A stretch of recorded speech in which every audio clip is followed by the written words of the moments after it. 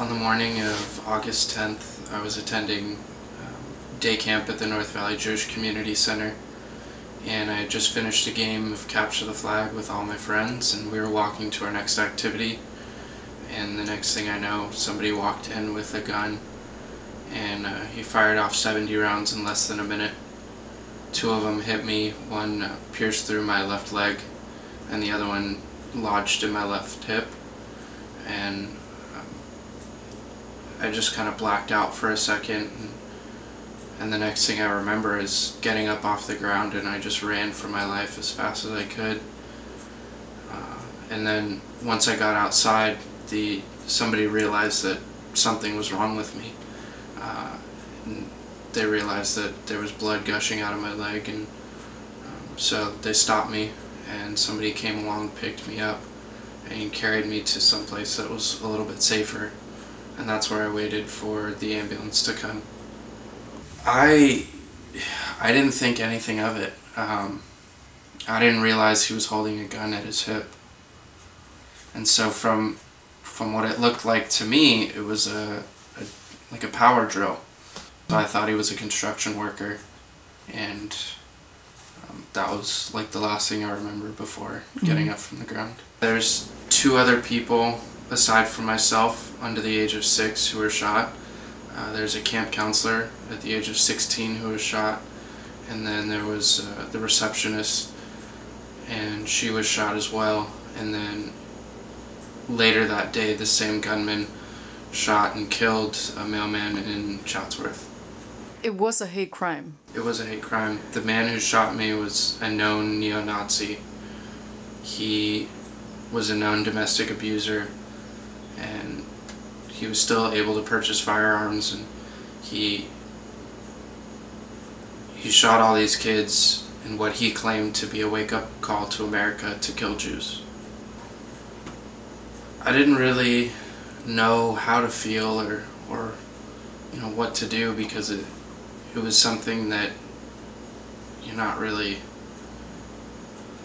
just, a lot of people don't understand it, and nobody had really gone through it. And it wasn't until later that I started to realize why I was targeted and how I should kind of feel about something like that. Now you think about this, how do you feel about it?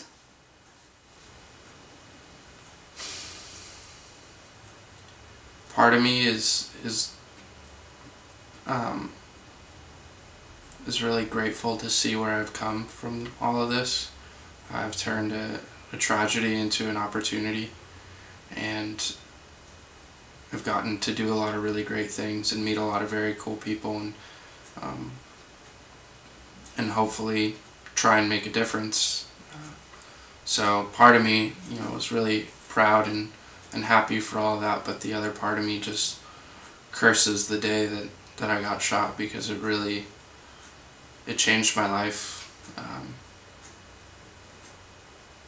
in a not so great way, and it led to a lot of issues in my life, and a lot of issues that continue going on in my life. Could you give us some examples? Just,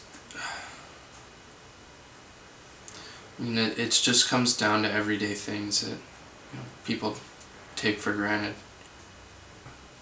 Walking alone when I leave classes at night, you know, anything like that terrifies me, and it's just this feeling of no matter where you are, you're not safe, and that's an awful feeling that I can't describe to anyone, and it's a feeling that just overwhelms you and consumes you, and it can really take control of your life. And it's something that it's been really hard to deal with, and something that I really I hate. I wish I could get away from it, but I can't. What are the things that would trigger you? Back then, sirens, helicopters, any loud noises, any sudden movements. It took a lot of work for everyone to understand that if I had a panic attack, I went around the house, I locked every door and every window, and nobody was going in or out. I had a very tough time trusting people. I still do. And it's really, I try as hard as I can to be positive and to find the best in people, but there's always part of me that thinks that, somebody's out to get me. Mm. And so I'm always alert and I'm always on edge, and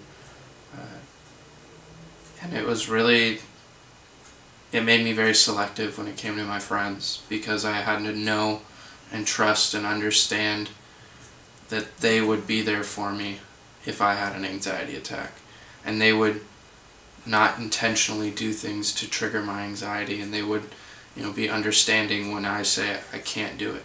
Have you seen guns before? When I was 6, I wasn't really, into guns. And obviously, kids had like Nerf guns and stuff like that, but I was never really brought up with it. I didn't play video games, so I didn't have the violent video games. I didn't really watch TV and movies too much, and if I did, it wasn't usually anything violent. So I was really, not very aware of the gun culture that we had. And what's your attitude to guns now? I have nothing against guns. I just want people to be responsible. It's the same thing with driving a car. Mm-hmm. You have to get licensed to do it, and the license says that you should, you've practiced handling this piece of equipment. You know how to use it. You know how to operate it safely. And, that should be the same way with firearms. There's been a large number of children who have shot their friends because they grabbed their parents' gun and accidentally fired it. I just want people to know that everyone walks around with the mentality that this will never happen to them. And I had that same mentality. And here I am 15 years later struggling with so many aspects of my life because of it. So instead of sitting around and waiting for it to happen to you, I urge and I beg people to go out and to do something and to get involved and to take part in this national discussion about guns and gun violence. Because I don't want to see anybody have to go through what I went through. And I don't ever want to have to hear another story about kids who aren't going to come home from school that day.